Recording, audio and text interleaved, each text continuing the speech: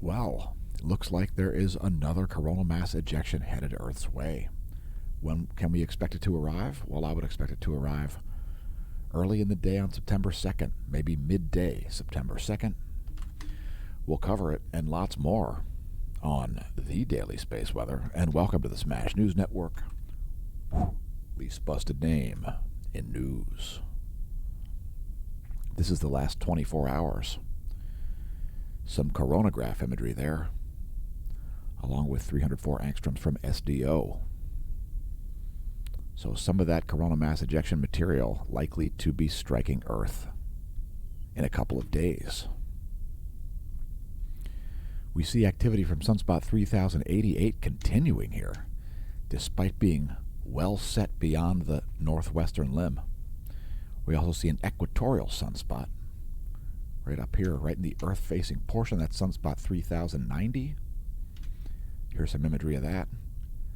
You'll see that right here by my pointer in that area.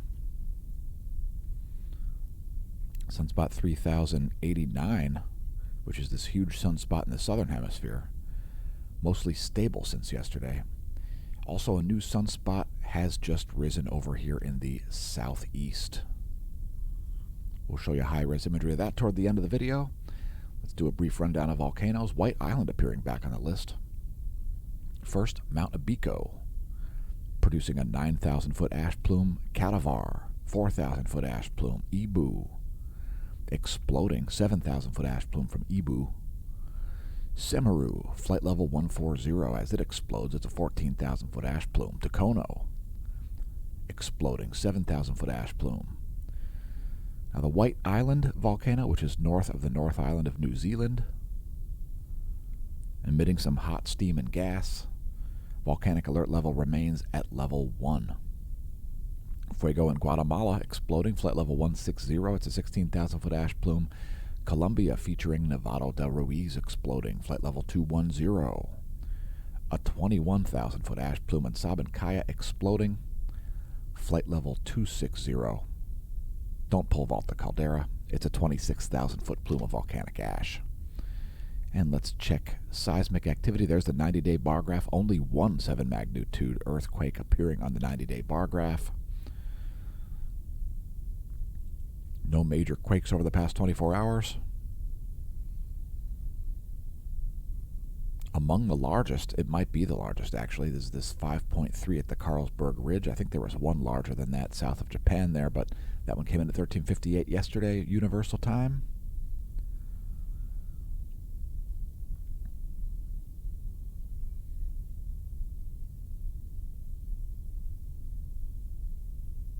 Well, there's a second 5+ magnitude at the Carlsberg Ridge there in the northern Indian Ocean, not the most common spot to see an earthquake. That 5.3 must have been the largest. Here's a 5.0 near Japan. So pretty calm seismically speaking. Some earthquakes there at northern Alaska also. They're of small magnitude. Let's get back to space. Here's the last 24 hours in 171 angstroms. Our house favorite wavelength.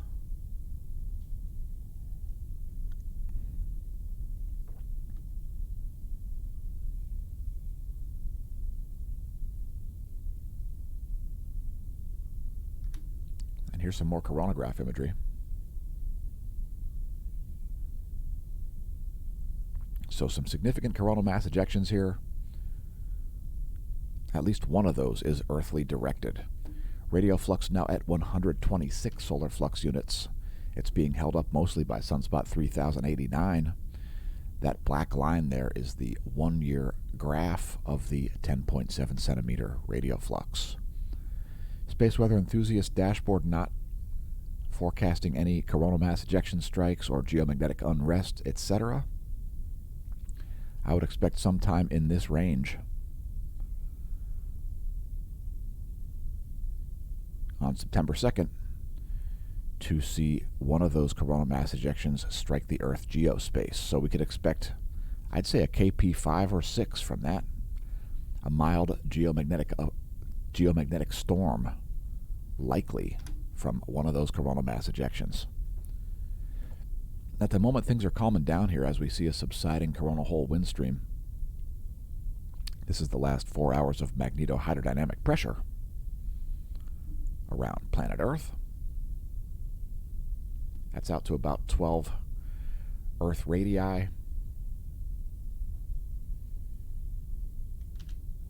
And here's Earth's magnetic moment from the ground, since we showed you it from space.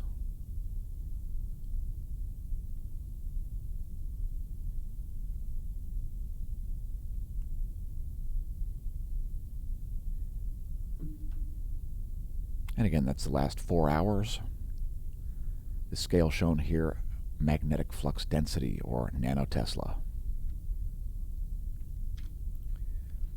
Now, the planetary K-index imagery has changed here. This data set now, it looks like it's a little higher resolution. It's showing us it's showing us decimalized here, so not just whole numbers. For example, 3.33 was the KP index at 12 noon Universal Time yesterday, so a little higher resolution there. That is an upgrade in the planetary K-index data.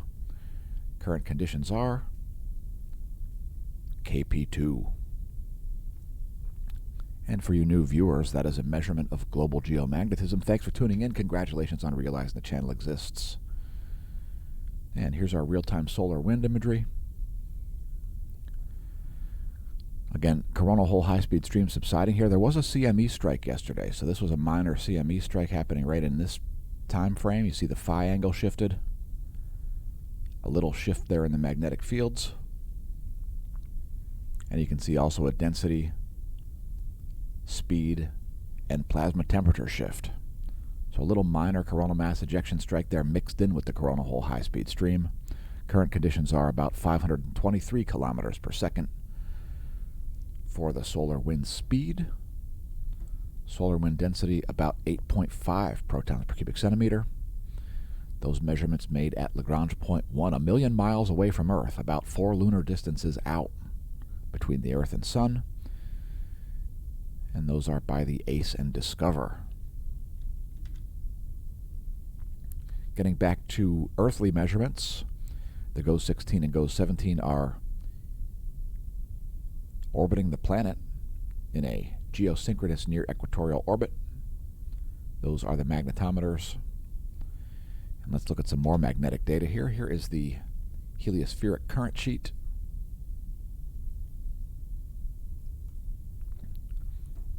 Earth remains in a North Pole current sheet for the foreseeable future. And the North Solar Polar Field has come back into view again. We also have some significant North Pole-oriented coronal holes. This is our line of sight field plot. Sun's B field shown here in blue, polar fields in red and green.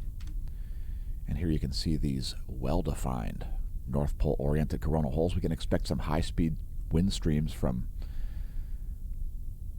at least one of those coronal holes there in about 4 or 5 days. This one right here, very well defined. That's the last 24 hours from SDO.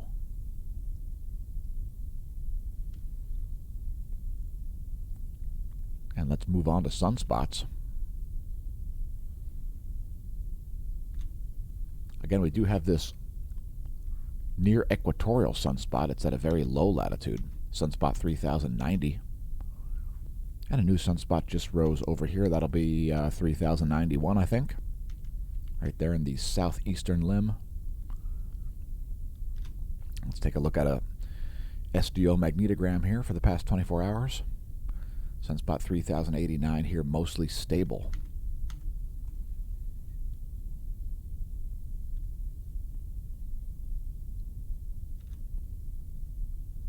And here's the SDO continuum. Not a whole lot going on here.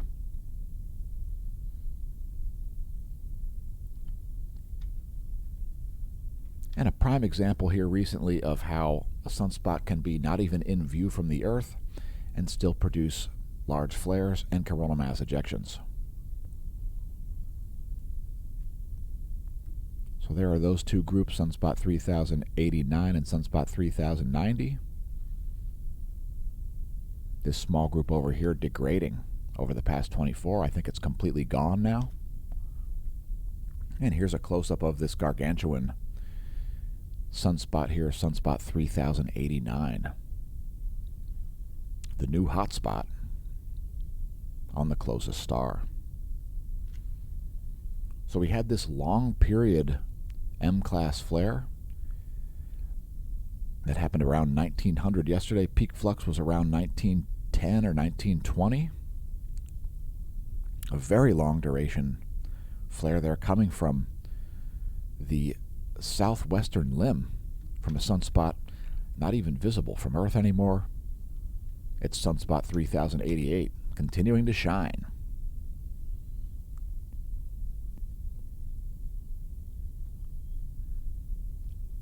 And we're going to show a close-up of that region. We'll let that full disk view play through one more time.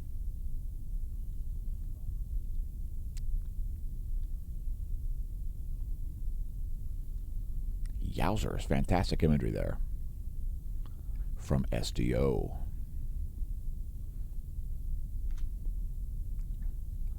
So here's a close-up of this. Feast your eyes on that.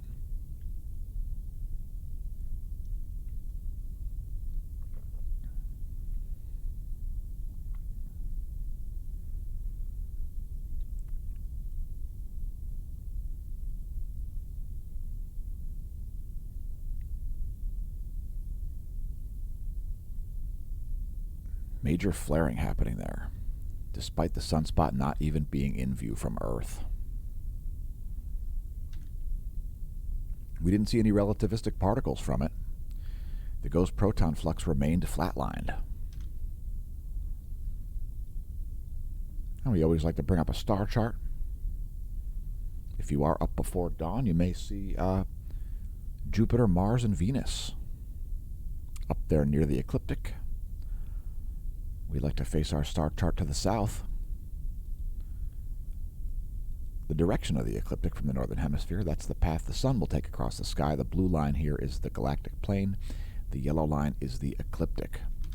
We'll also show a solar system forecast. All the planets but Venus are on one side of the solar system here.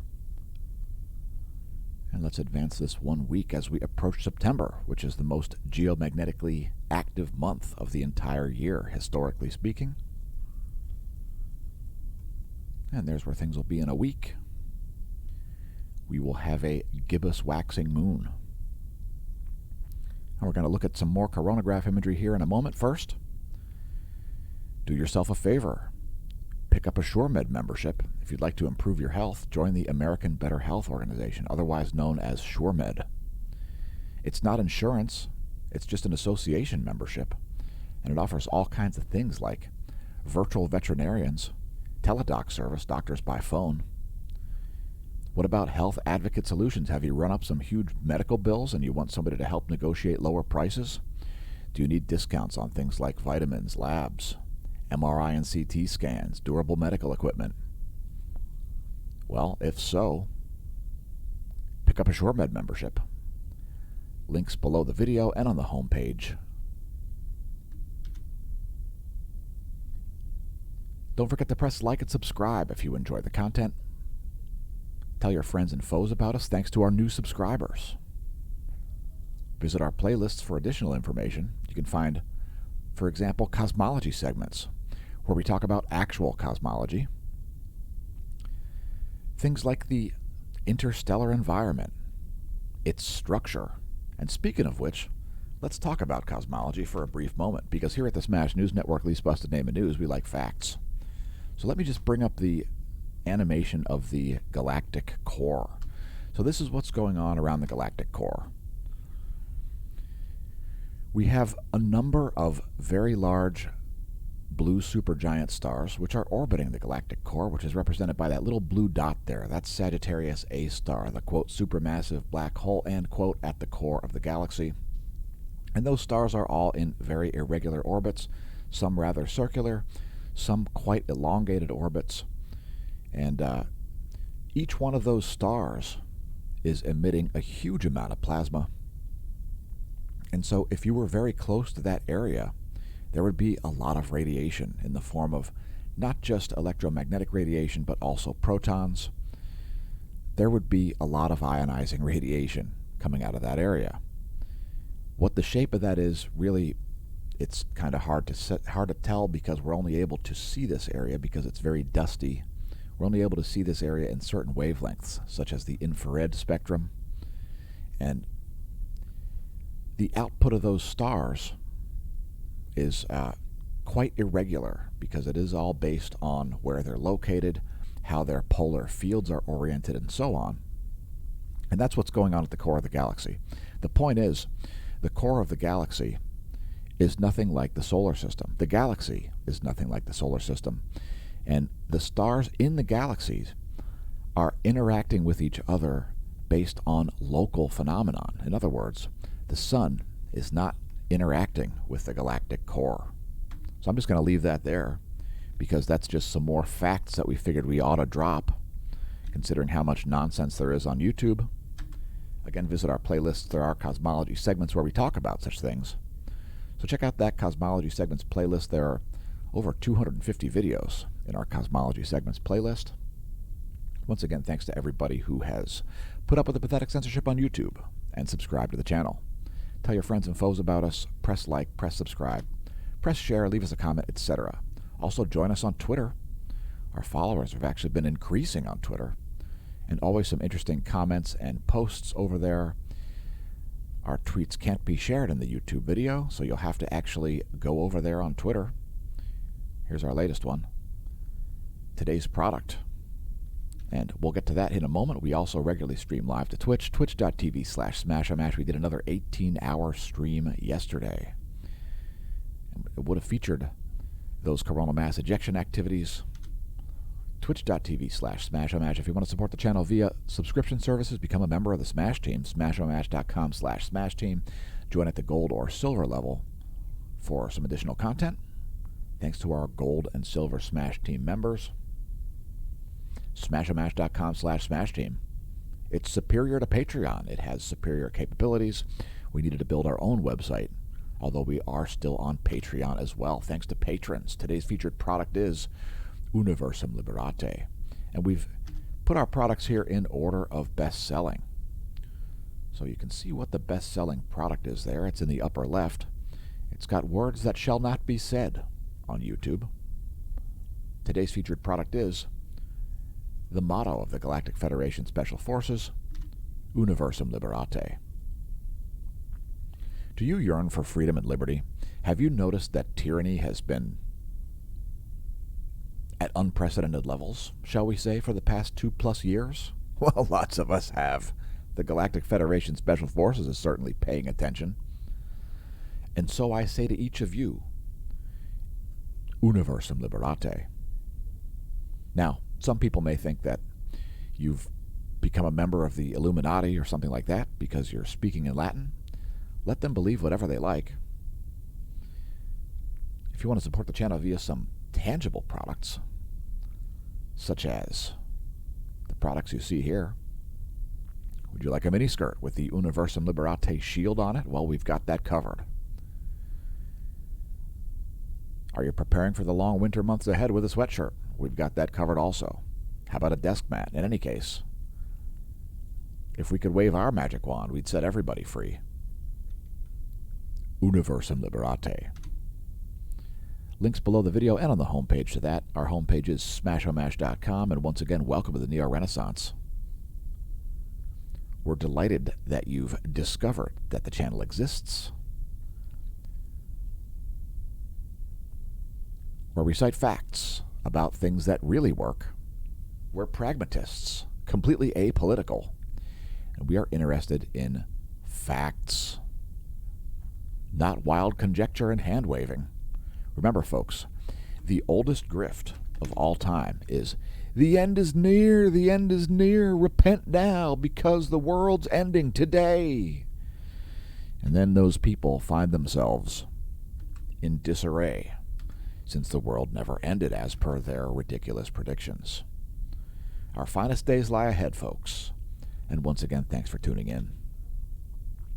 So here's yesterday's coronagraph imagery, and we certainly are seeing some halo CMEs there. We don't see really any CMEs on the far side of the sun, it looks like, and that means that some of that ejecta is headed our way. So again, we are expecting that early to midday on September 2nd. And unfortunately, no coronagraph imagery from today yet. We've only got minor amounts of imagery here. Stereo A's data is all over the place. But at least we've got yesterday's data there. That's the majority of what we have. We'll also show some data here from Stereo A and the Soho-Lasco C3. So I did pause this here as we see some of that ejecta all around the obscurement disk, an indication that it is headed toward Earth. So unfortunately, we don't have great telemetry here. There is some CME activity here on the far side, but that looks like this. So there's at least 2 different CME events, probably more like 3. Again, expect a CME impact. We may see aurorae in Pennsylvania early in the day on September 2nd. So exciting stuff going on there. Here's the last 24 hours from our zoomed out Soho-Lasco C3, Soho-Lasco C2, and the 304 angstroms imagery. So this ejecta down here in the southeast, that is on the far side, but certainly some portions of these CME events are on the Earth side. So there you go. There's a little forecasting for you. Some facts dropped by the channel. Now today we're looking at the Mauna Loa ground-based solar observatory, and we're actually seeing not nearly as many filaments as we have. So a lot of that ejecta here is now blasting through the solar system, it looks like. We do see some filaments up here, but the number of filaments and prominences has definitely dropped since yesterday. Keep in mind that data is over 6 hours old. This data is not. This is the last about 2.5 hours from the GOES 16 SUVI. And thanks for leaving a comment, Tinman1057. Good morning to you as well.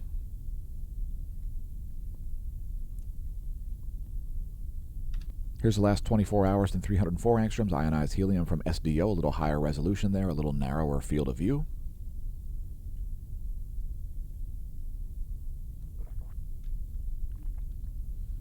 And let's move in to the bonus segments. The bonus features segment, I should say. So we do see some minor charging hazards here for satellites. Those are surface charging hazards caused by low energy electrons building up on the outside of the satellites.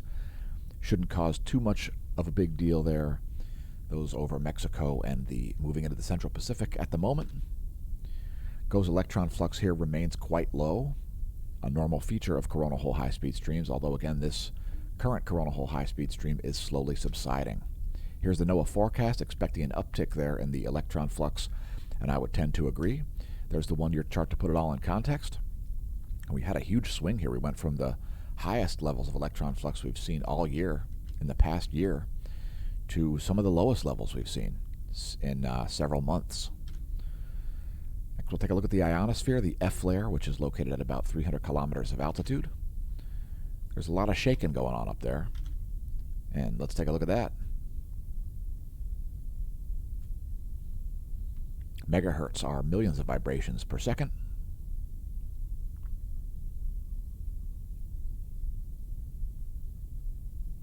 And while everything in the universe is certainly not electric, otherwise we wouldn't need the term electric, the ionosphere is largely electric. It's made up of ions, hence the term ionosphere. And ions are inherently charged particles.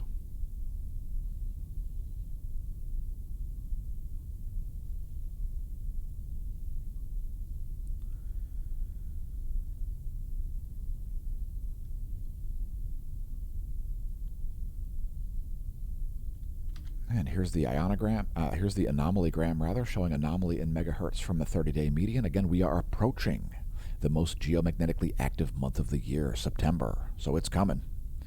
And looks like we're starting things out with a geomagnetic storm condition. So we can expect September 2nd, a CME impact. And let's bring up the latest images here. There's 10 o'clock universal time ionogram and 10 o'clock universal time anomalygram. Next, the total electron content forecast. We're seeing a little subsiding of what we saw yesterday, a little bit less GPS errors. I think yesterday we saw enough total electron content to have it appear on our thumbnail. Still quite high levels of total electron content there, so lots of GPS errors happening at night.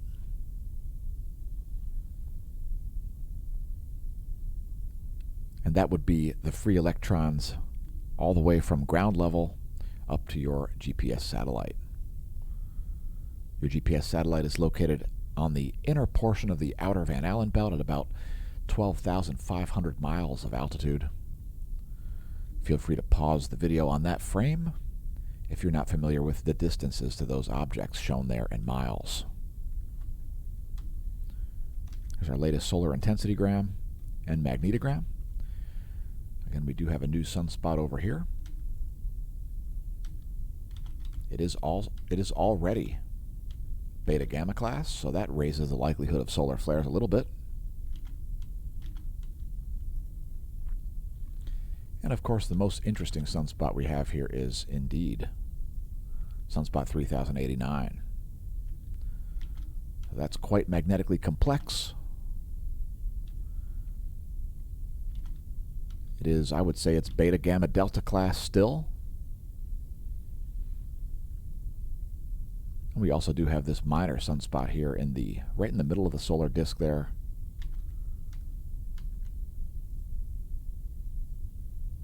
Here's the rock back to show you the magnetic fields and the umbrae. Maybe a region developing up here too.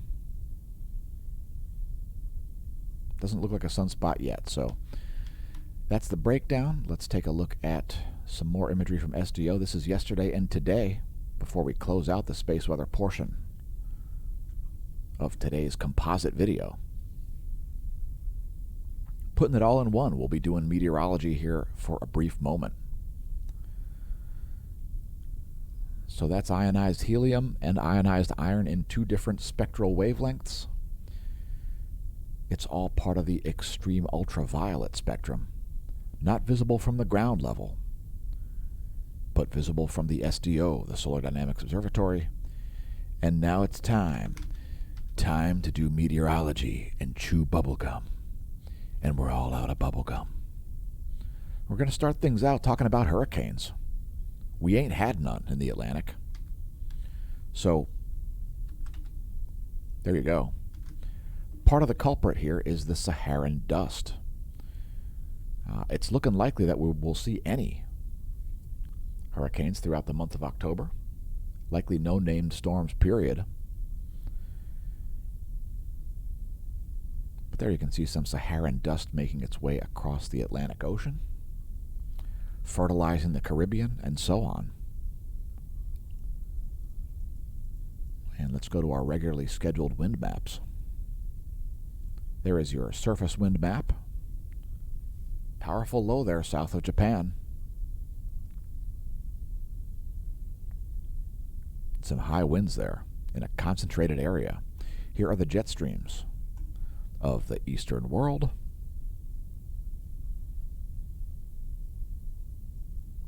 Here are the jet streams of the western world.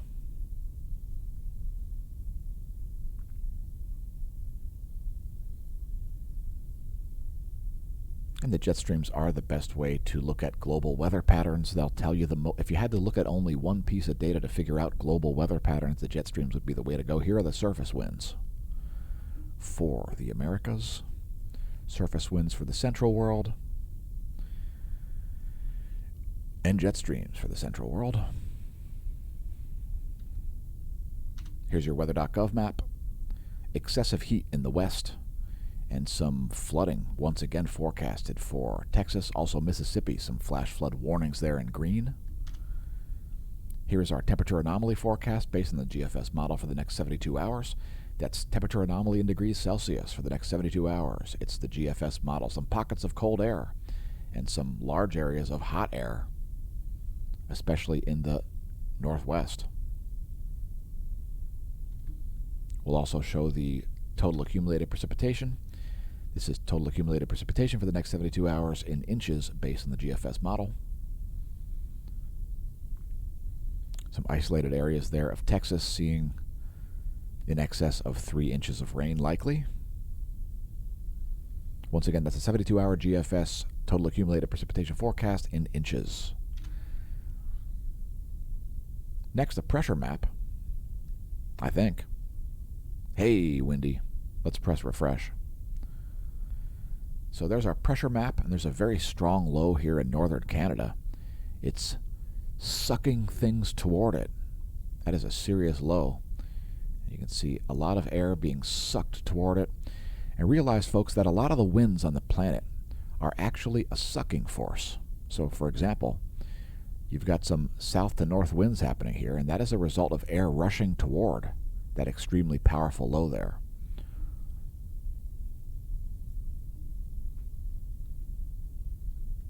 We hope your weather's not sucking. Remember, folks, a lot of blowing is created by sucking. Is that too edgy for you? I'm not sure. We've got some anomalous data showing up here in the lightning mapper. Let's see if I can pause that.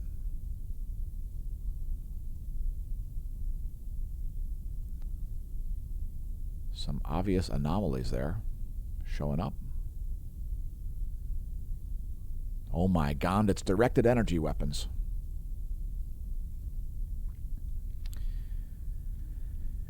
And let's take a look at a real-time lightning map.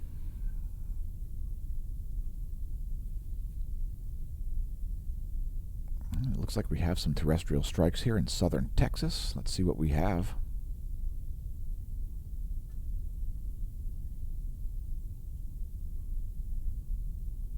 Some lightning there to the southwest of Uvalde.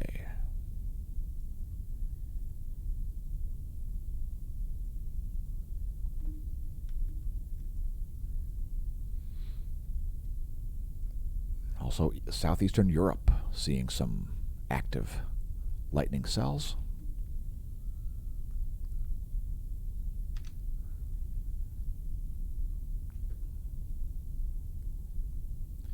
And now we're showing the U.S. Doppler radar map showing vertical motion of water droplets in the air column.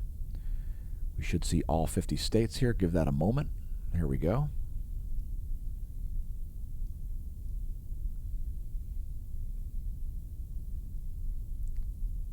And let's fixate on the lower 48.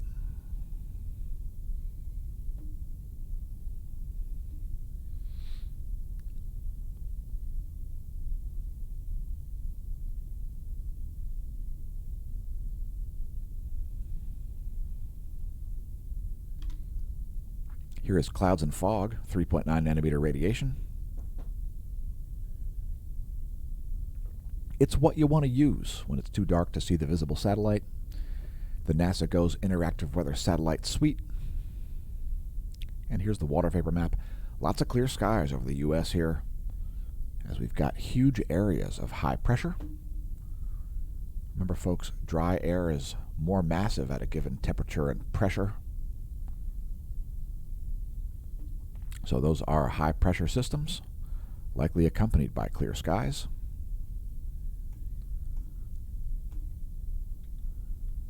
And some cold air blasting down from Canada making its way toward Lehigh Valley, Pennsylvania. Here's your recap. The U.S. Doppler radar. Those are ground-based systems. And we'll close out the video with some satellite maps. Shortwave radiation showing clouds and fog. It's cloudy over Bermuda.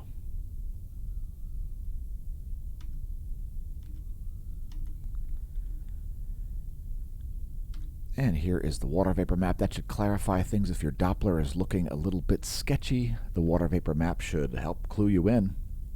And thanks for tuning in to the Smash News Network, least busted name in news. Thanks for leaving comments, Jackie2 and Acrylic D. May that solar wind be at your back. Opinions expressed in this video are not necessarily the opinions of Smash News Network, least busted name in news.